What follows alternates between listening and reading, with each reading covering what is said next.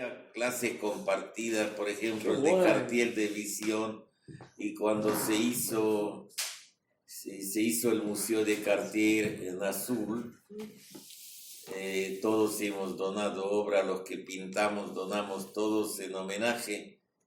Cartier fue el introductor del Bauhaus en Buenos Aires y es el que tradujo el libro de Rudolf Arnheim, Arte y Percepción Visual, al castellano, y daba clases en la UBA también en arquitectura, y varias generaciones de arquitectos y de artistas nos hemos educado con él. Qué bueno.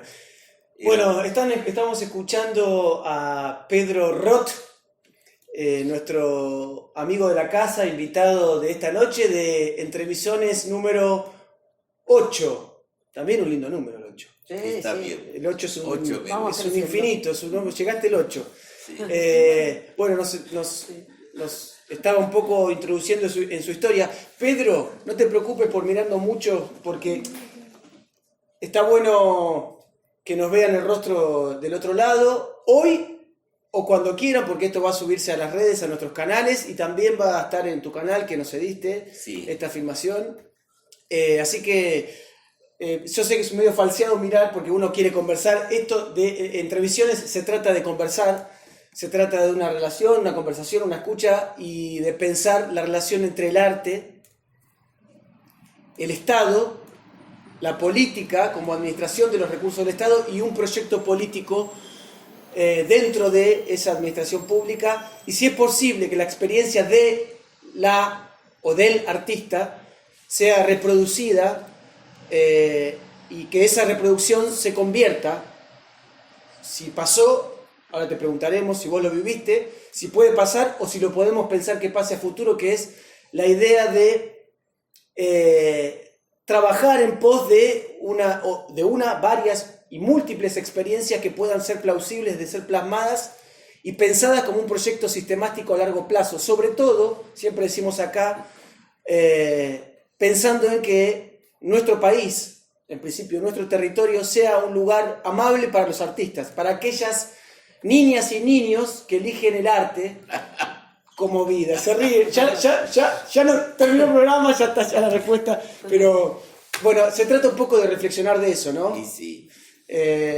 Pedro, te presento, vos después ahora te vamos a preguntar las tres, sobre tu vida, pero bueno, sos Pedro Roth es multifacético, es director de cine, fotógrafo, director de arte y un montón de cosas más. Promotor de eventos. De eventos. Culturales.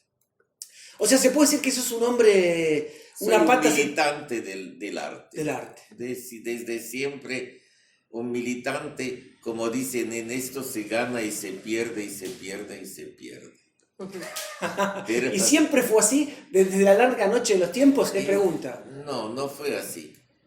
O sea, si nosotros miramos, por ejemplo, de cómo nos ven, porque yo viajo mucho, voy a Nueva York hace 8 años, tengo un stand en la Feria del Libro de Artista en el MoMA, PS1 en Long Island City, que es una sucursal del MoMA que está ahí. Y te puedo asegurar de que el artista en la Argentina es una pyme.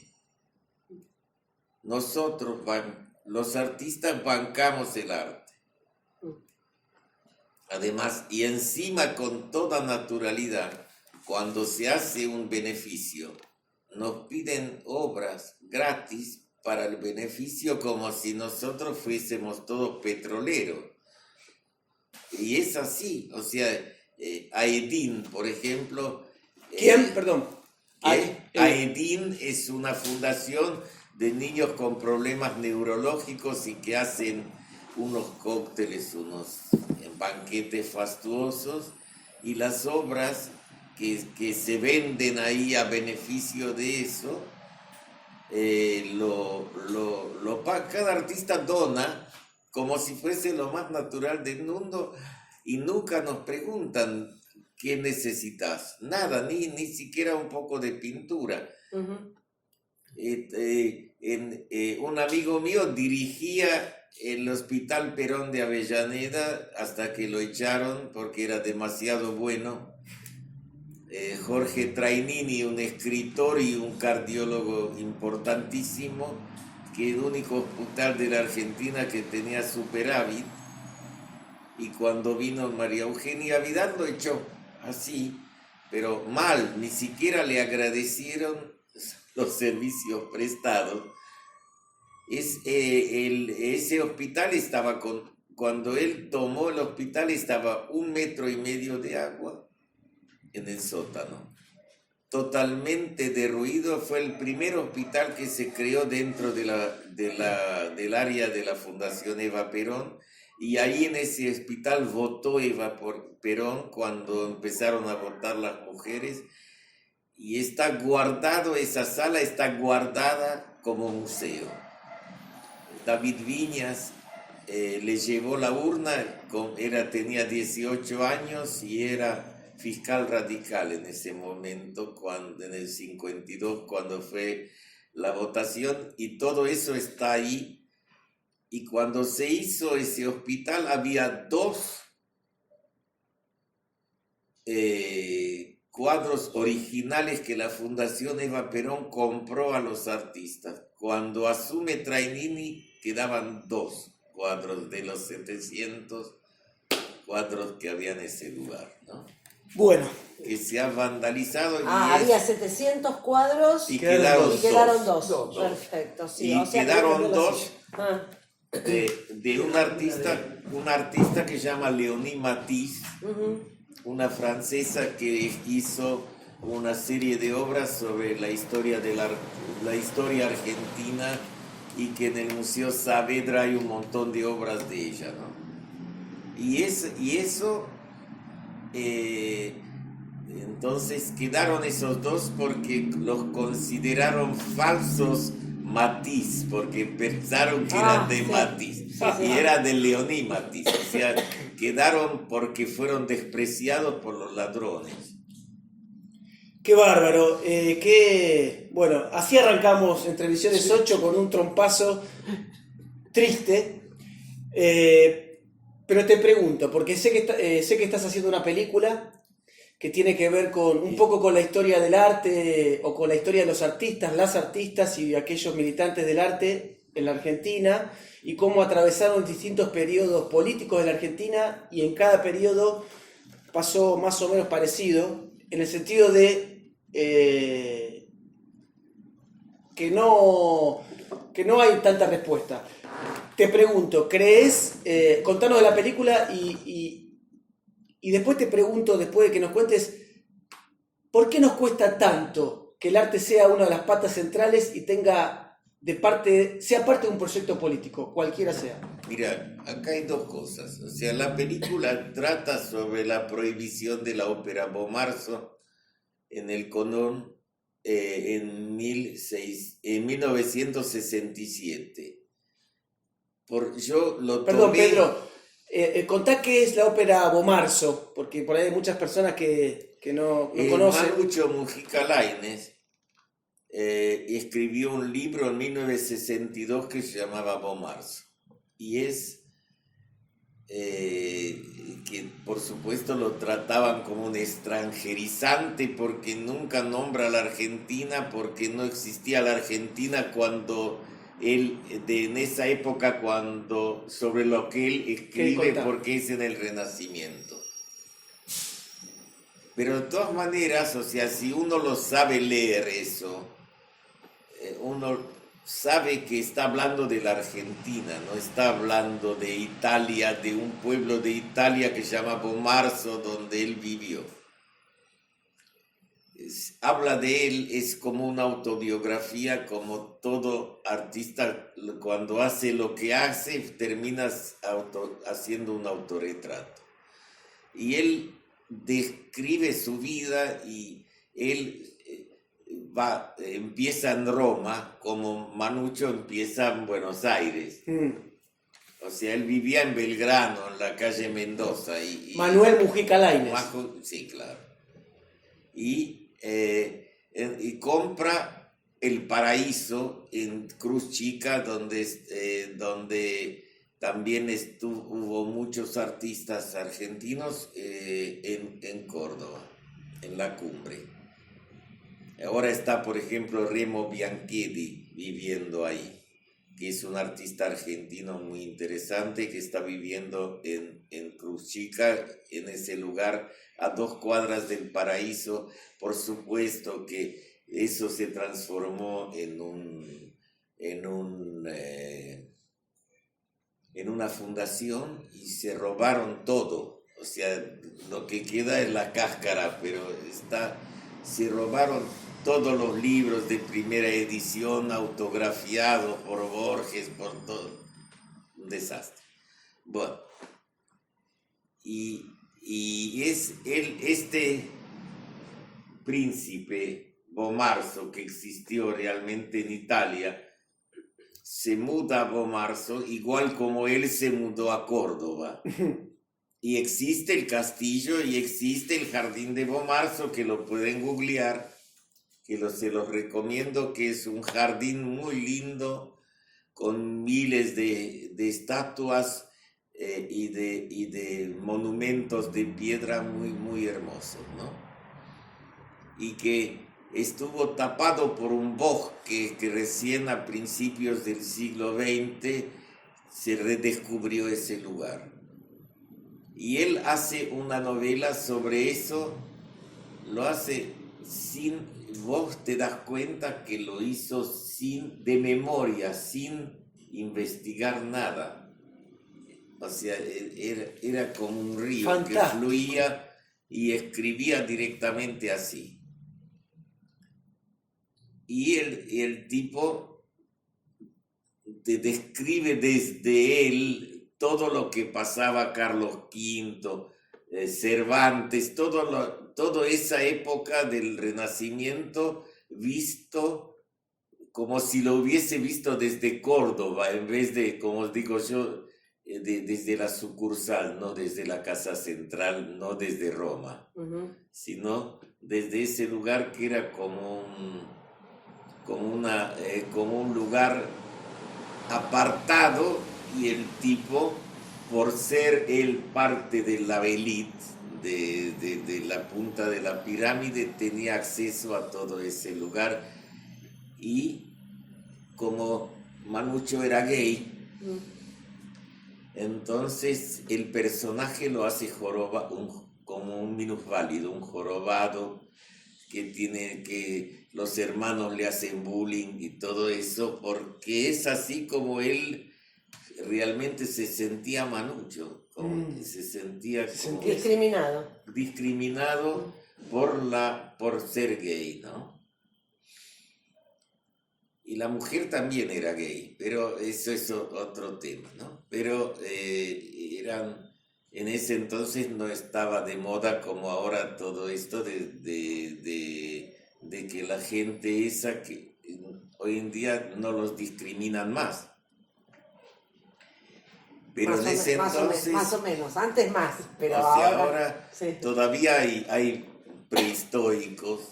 Sí, siempre hay. Discriminando, ¿no? Siempre hay de esa prehistoria, aparecen los dinosaurios.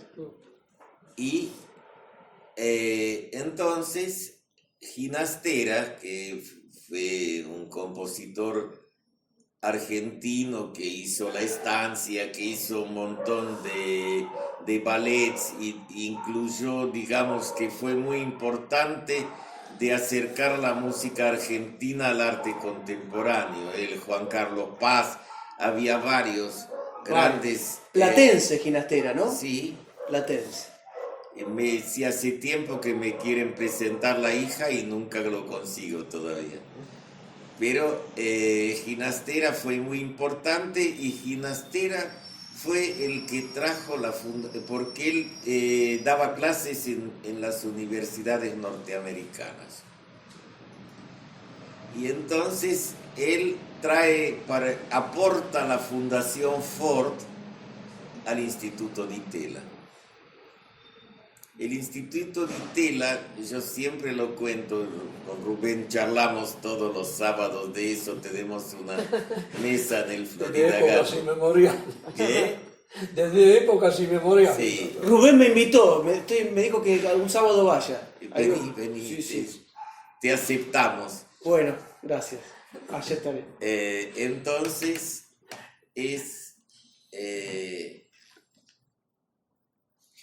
él trae la Fundación Ford, porque el Instituto Di Tella no era una exportación, era una importación. Y todo, paréntesis. Paréntesis. Yo, la mujer del sobrino de Timerman, Raúl Timerman, es profesora en la Universidad de la UBA, ¿no? La UBA. Y vino una mujer a hacer una tesis sobre el Di Tella, una chica de Serbia o de Croacia, no sé de dónde. Y me dice, la mandé a la chica esta a lo de Yuyo. ¿Vos qué podés decir sobre el Di Tella que Yuyo ya no le dijo? Le digo, Yuyo va a hablar de él, nunca va a hablar del Di Tella. Porque Yuyo, ¿quién es? Noé. Yuyo Felipe Noé. Felipe Noé. Muy amigo de la casa también. Sí, pero, o sea, Sí, Yuyo sí. solamente iba a hablar de él, pero nunca iba a hablar del Di Tella. Si viene a mi casa, yo voy a hablarle del Di Tella. Bueno, te la mando. Y llega y charlamos un rato largo y me dice, pero ahora tengo que reescribir mi tesis. Porque ellos, los yanquis, lo venden tan bien, eso de ser yanqui, lo venden tan bien, lo venden como si nosotros hubiésemos sido una exportación, como era la inserción del arte argentino en el mundo. En el mercado del mundo. En el mercado del mundo, porque ahora, antes vivíamos en la eternidad, ahora vivimos en el mercado. Y Pedro, salió un libro hace poco del Di Tella, un libraco, ¿no? Hay muchas partes que me vinieron a entrevistar. ¿Y te parece un buen libro? Sí, me parece que es una mirada más, es el mismo pibe ese que escribió un libro sobre Bernie. Ajá. Entonces vos estás escribiendo, les cuento, estás haciendo una película sobre la historia del arte, atraviesa el Instituto Di Tella y aparece la reflexión del Estado y la relación con los artistas. Sí.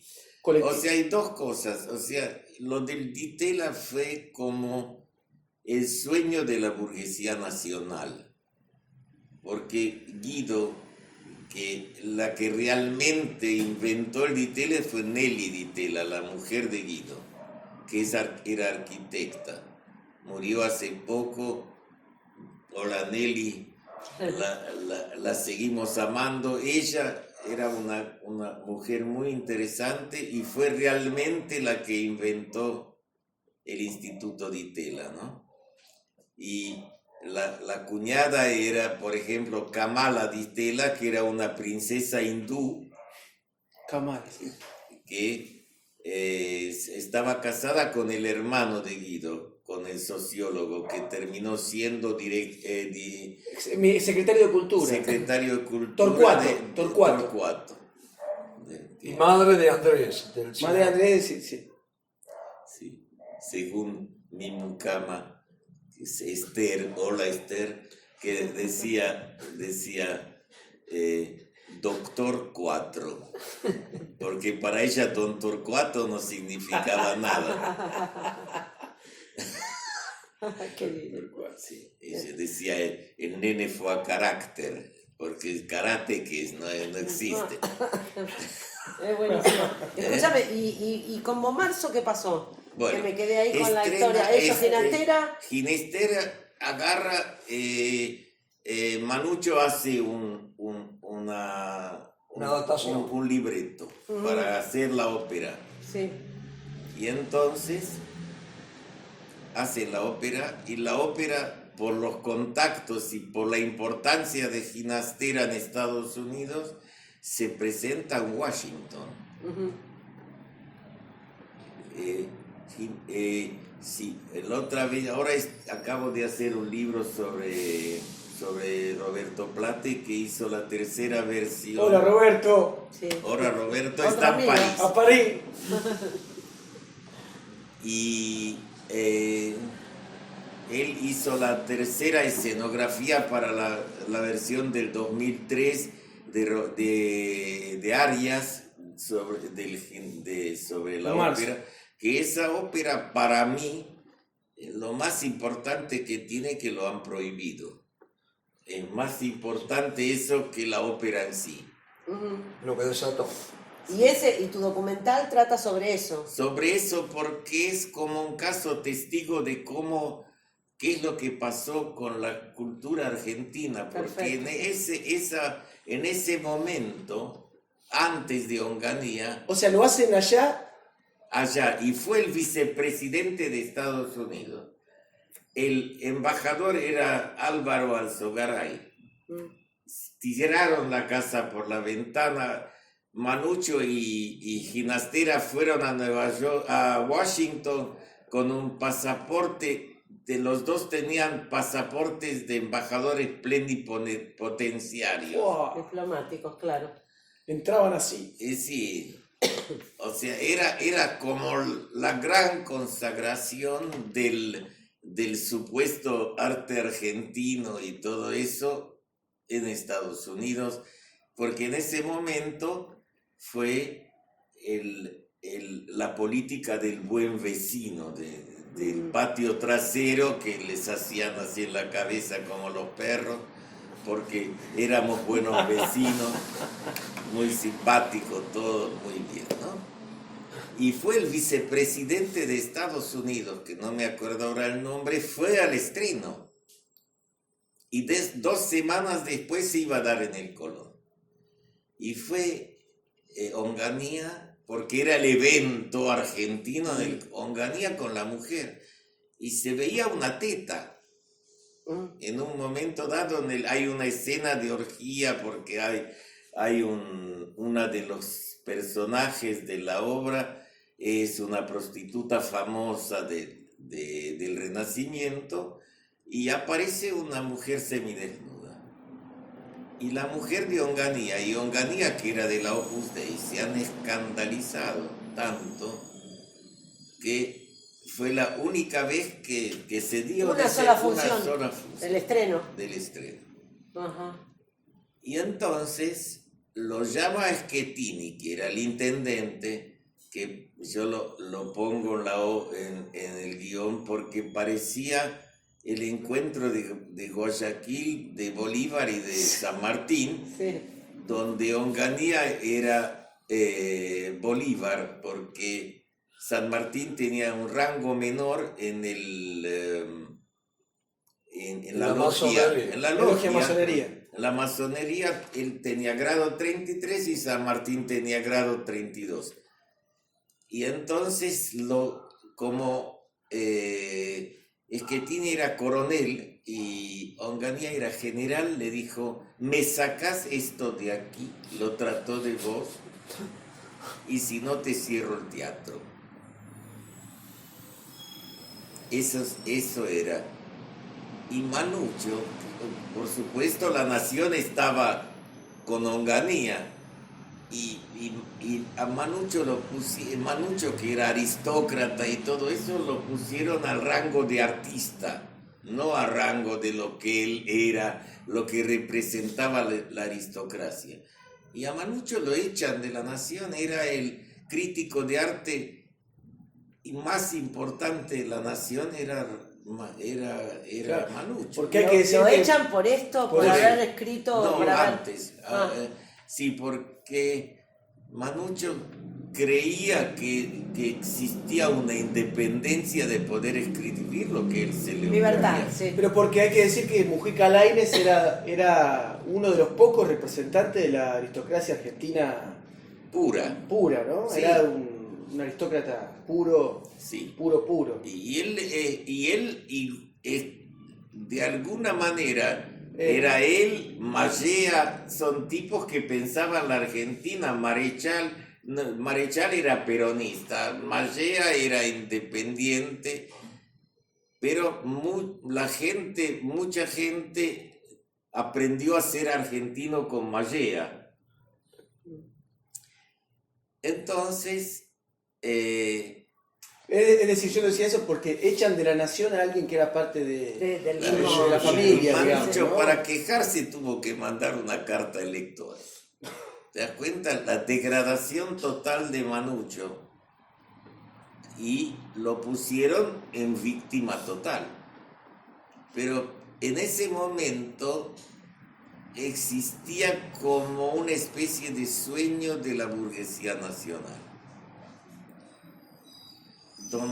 Donde de golpe, yo era muy amigo de Ernesto Deira y acá Rubén también era amigo del pintor Ernesto Deira, y le cortaron el pelo en el Moderno, en el bar Moderno, le cortaron el pelo a Ernesto Deira como a tantos otros artistas de acá, porque él que venía con esa mentalidad troglodita de general, no le importó nada.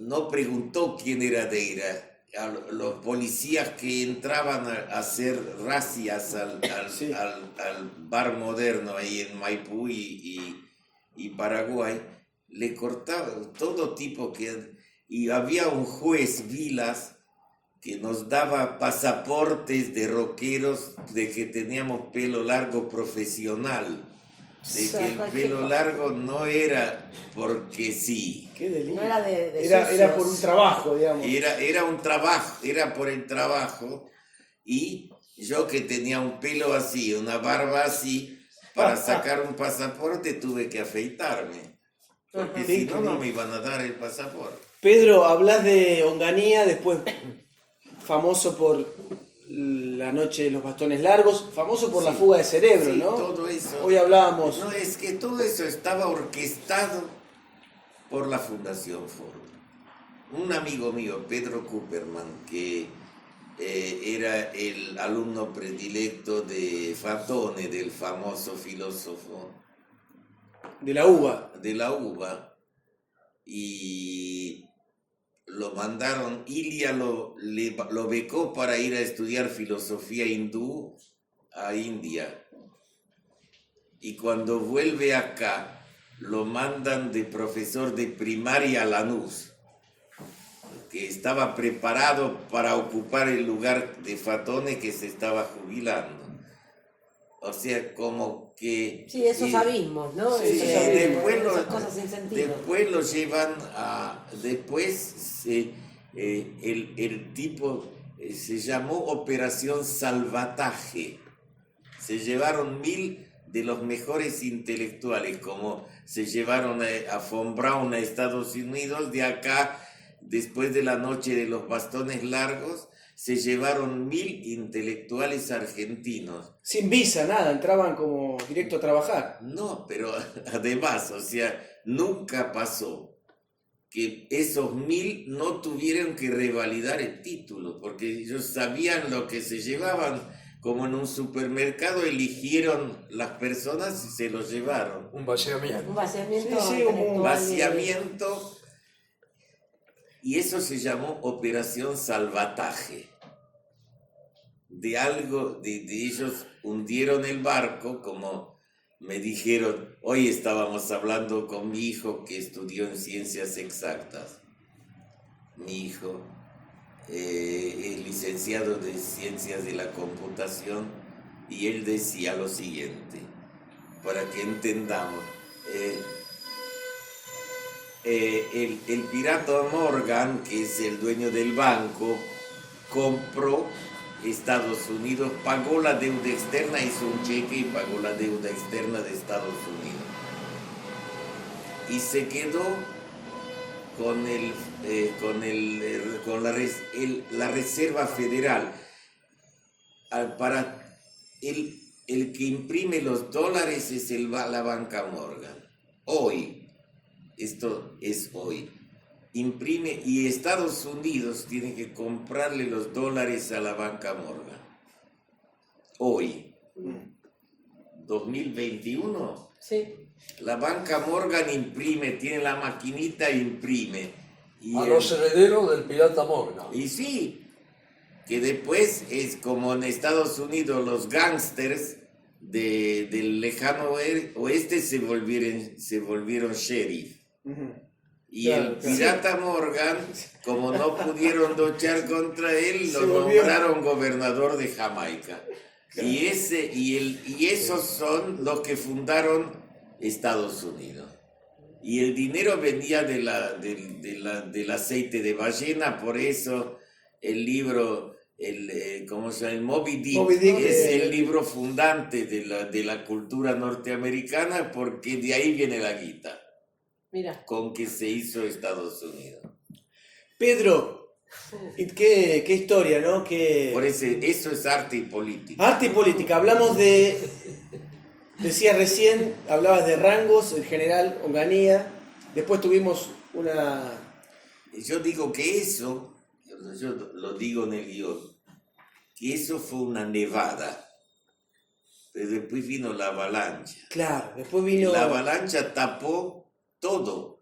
Por eso nadie se acuerda de quién destruyó la cultura nacional. ¿Cómo arrancó todo? El mito original. Por eso yo creo que es fundamental aclarar eso, porque después viene Leandro Ehrlich, que es amigo mío, que lo quiero mucho, y en una mesa redonda dijo, no hay historia del arte argentino, hay obras de arte argentina, pero no hay historia del arte argentino, porque lo que quedó después de la avalancha es eso. Y después el otro día quise destruir Canadá, agarrar mi televisor y tirarlo, porque vino un tipo a explicar de que en la Argentina no hubo superhéroes, porque somos muy egoístas. ¿Mm? Entonces... ¿Cómo fue? No, estaba explicando los Uno en la superhéroes tele, Bueno, norteamericanos. Canadá. Ajá. Explicando los superhéroes norteamericanos. Y dice, y una mujer dice, los superhéroes argentinos, no hay, porque somos muy egoístas acá. Y Patoruzú tiene 10 años antes Sí. que Superman. Y vino acá Uderzo, que fue empleado de la editorial Dante Quinterno, y hizo Asterix. Y si vos te fijas, Obelix es UPA, o sea, Sí. está copiado de los superhéroes De acá. argentinos. Sí. De acá. Después vino el Eternauta, que es mucho más Ya acá, sé, pero ¿no? eso es después. Después, sí, pero... Y convivía con Patoruzú, pero, o sea, no, o sea, de alguna manera, nosotros mismos no defendemos, porque lo han borrado de nuestra cabeza. Hoy hablábamos con Rubén de una persona que vive en Los Ángeles y que llegó a la Argentina y se sorprende por la calidad de los argentinos, por la generosidad, por la conexión, Por el afecto. por el afecto, ¿no? Por el cariño. Siempre somos muy autocríticos y nos cuesta ver siempre el lado positivo. Y te pregunto sobre el lado positivo. Hablabas de la época de Onganía, después vino la avalancha, y ahora son otros tiempos. Tiempos en los que podemos hablar de esto libremente, podemos ponernos de nuevo a reflexionar, Mira, rescatar la historia. Te voy a contar algo. Estamos pasando en este momento el Año Nuevo Judío. Claro, sí. Yo soy sobreviviente del Holocausto. Y te digo que en la cena de Pascua, que es la ceremonia, famosa ceremonia de la libertad, de cuando los judíos salen de Egipto, y se hace todos los años una ceremonia de Pascua que se llama Seder, donde se reúne la familia y hay una persona, la más joven de la familia, hace las 4 preguntas de por qué esta noche es diferente de toda la noche. O sea, todo eso. Y entonces, en la lista de los boludos, ponen los que no saben preguntar. O sea, son lo más, digamos, que lo que hay que, yo creo que lo que hay que fomentar es la pregunta. Porque si nosotros, por algunas razones de que nos borraron de la cabeza la importancia de lo que es saber preguntar, porque directamente decían que no hay nada que preguntar, porque porque no hubo antes de esto nada. Te voy a contar una anécdota de mi nieta. Mi nieta mañana cumple 21 años. Rubén la conoce.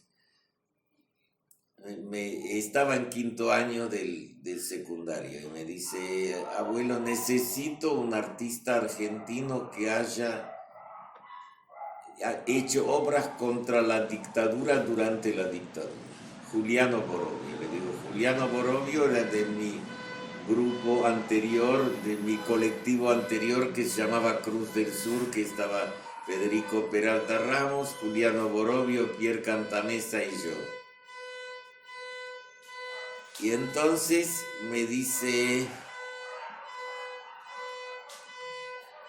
mi nieta, le digo, Juliano Borovio, y yo tengo en casa una obra de él que se llama La bandera herida, que él hizo durante la Guerra de las Malvinas. Una caja de alpaca y adentro hay una bandera de plastilina con una herida. A la media hora me llama mi nieta, me dice, no está en internet, no existe. Entonces le digo, vení. Vino a casa, le muestro la obra. Ah, es esto, porque ella lo vio desde que nació, que está en casa, porque es del 83. Entonces, lo agarra en la mano, pesa 3 kilos la obra.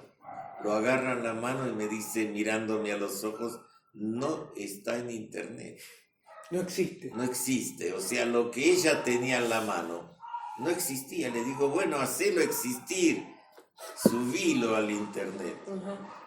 Pero es eso lo que pasa con todo un momento, porque todo es como la Biblia, el Ditela es como la Biblia, todo el mundo habla de eso, pero nadie lo leyó. Y el Ditela, todo el mundo habla de eso y nadie investigó realmente de qué se trataba. O sea, es como algo que se menciona con una sonrisa porque era un momento, el sueño de la burguesía nacional, donde una empresa nacional, que es el que hizo, el que popularizó las heladeras, que hizo un montón de cosas. El auto popular, El auto, el Siam Ditela, ¿Vos tuviste uno, todo no? eso. Sí, mi papá tenía un Ditela. Por eso te digo, todo eso, No sabía. el que le hacía la publicidad de Siam era Telecataplum, que fue el programa muy popular de unos actores uruguayos buenísimos. Sí. Y estaba Soto, que como Raimundo Soto. Sí, que era desmemoriado, entonces inventaba un eslogan mucho mejor que lo que podían escribir la agencia de publicidad, Agens se llamaba. Pero decía, por ejemplo, Siam, con 4 puertas a la calle, pero era mucho mejor de lo que podían inventar ellos. Y era genial todo eso, y el peligro era de que todos estábamos disfrazados de otra cosa, pero seguíamos hablando de nosotros, de la misma manera que Manuccio, cuando utilizaba de espejo el renacimiento de Italia, pero hablaba de Córdoba. Y de él. Y de él, claro. Una cosa que se me ocurre pensar, porque siempre en las diferentes charlas con la gente con la que uno se va encontrando en la vida, siempre me llama mucho la atención cómo los argentinos, las argentinas, nuestra sociedad es capaz de dejar, de olvidar, de no valorar, un poco como lo que decías vos antes de los yanquis, ¿no? Que tienen esa forma de venderse, y mucha está basada en toda su historia, en sus cosas, las agrandan hasta un punto, y nosotros parece que no lo tuviéramos, pero no porque no lo tenemos, sino porque no le damos el valor y lo traemos al presente permanentemente. Pero se me ocurre pensar que un país como el nuestro, que ha sufrido tantos gobiernos de facto, Y no de facto, disfrazados también de facto. claro, entonces con esa energía que es, más allá de todo el análisis político que se puede hacer, tiene que ver con la destrucción, ¿no? Sí. Con lo rígido, con lo militar, con las órdenes. Digo, nosotros como sociedad, los artistas, los creativos, los que hacemos, no estaremos un poco, no temerosos, sino cansados, no estaremos un poco apaleados después de esa cosa que viene con generación tras generación, ¿no? Que se viene repitiendo. ¿No estaremos un poco desilusionados de que como sociedad no podemos construir algo donde nuestra obra quede? Sin embargo, eso mismo ha generado una resiliencia en nosotros fenomenal. Que estemos vivos acá proponiendo soluciones quiere decir que no nos han vencido, para decirlo en términos de consigna. En entrevisiones, que sea Claro. No, pero me refiero a los artistas en general, incluso con su obra, llevando adelante contra viento y marea, sin ningún tipo de ayuda, a la descampada, continúa el arte argentino. Pero hay algo de que lo que dice Pedro es que yo llamo la zanja de Alsina. Hay una especie de hoyo donde nuestro pasado no pasa para acá, Claro, no se hereda, sí. no se hereda. Pues nosotros somos herederos de una gran tradición. Sin embargo, como él bien dice, hay un lugar donde se establece la amnesia, donde los poderes del Estado en determinado momento, o de las clases dominantes que manejaban a esos poderes, generaron ese tajo para que la memoria no pase de este lado, para que no sea heredada por nosotros. Entonces nosotros, que somos de una riqueza infinita, nos vemos como pobres y en el descampado tirando siempre de un carro que no quiere correr. Esa discontinuidad que tiene la historia argentina creo que es la herida de la que hablaba Orobio. Y podría ser que el arte y la cultura juega central un papel en esa fisura de Alsina, porque es la que trae un campo simbólico de la historia. Nunca pudimos crear un modelo, nunca. Porque vos fijate, el tipo como Esquirru lo agarraron, lo sacaron de acá y lo llevaron a Washington, a la OEA, con Gómez Sicre. Marta Traba, que era una crítica argentina, una teórica, la llevaron para que haga el Museo de Arte Moderno de Venezuela. O sea, un tipo que logra sacar un poco la cabeza, enseguida lo arrancan de raíz. Operación Salvataje. Sí, salvataje de que pueda producirse una cultura nacional. Pero también es un tema gremial. ¿Por qué van a hablar bien de nuestros artistas? Porque después le quitamos el trabajo a los otros. Vos fíjate, el Salón Blanco de la Casa de Gobierno está pintado por artistas italianos. ¿Por qué esos artistas italianos van a hablar bien de los artistas de acá, que después les van a quitar el laburo de que los contraten por dólares? de que vino Rodin y hizo la estatua de Sarmiento. Y no contrataron un escultor nacional para hacer la estatua de Sarmiento. Pero es una locura. Eso es una locura. Entonces, Digo, ¿por qué Rodin va a hablar bien de los argentinos?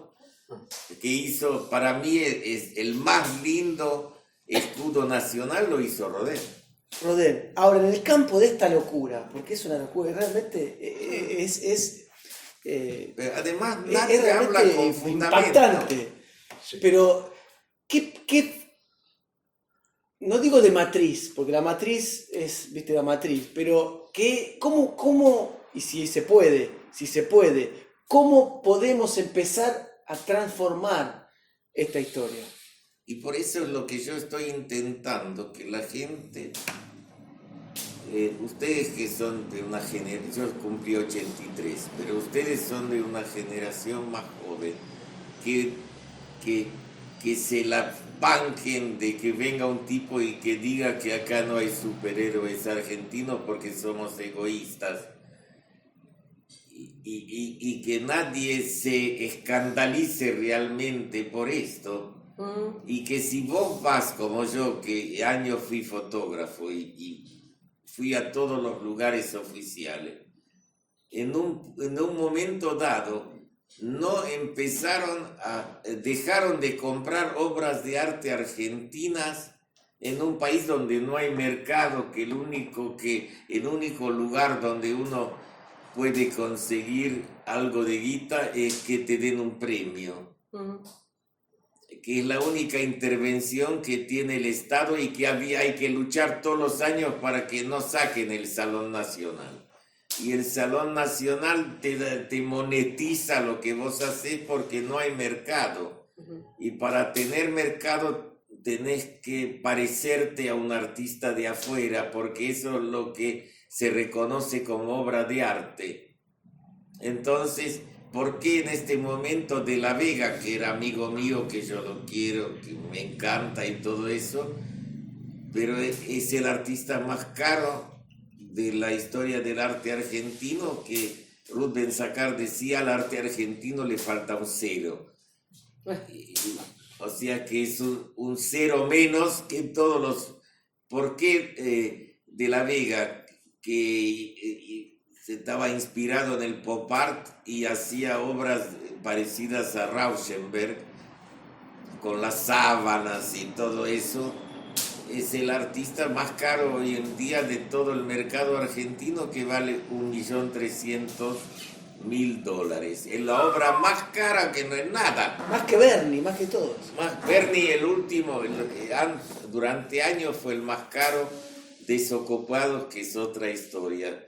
En 1932, él inspirado porque vino acá Siqueiros, hicieron el mural El Ejercicio Plástico, que está en la Casa de Gobierno, en el Museo de la Casa de Gobierno. Sí. Y él aprendió... Decías que en el Ministerio de Guerra había cuadros de... No, en el colegio militar, donde se supone que el ejército se tiene que ocupar de cohetes. Hay cuadros de 1931 de gauchos con bigotes, tipos que tendrían que estar, que lo que ven donde se educan tendría que tener algo más contemporáneo que gauchos con bigotes. Yo no estoy en contra de los gauchos con bigotes, pero pasaron casi 100 años que nadie compra, no se les pasa por la cabeza comprar un cuadro contemporáneo para que esos chicos sepan que están acompañados por una imagen más actual de lo...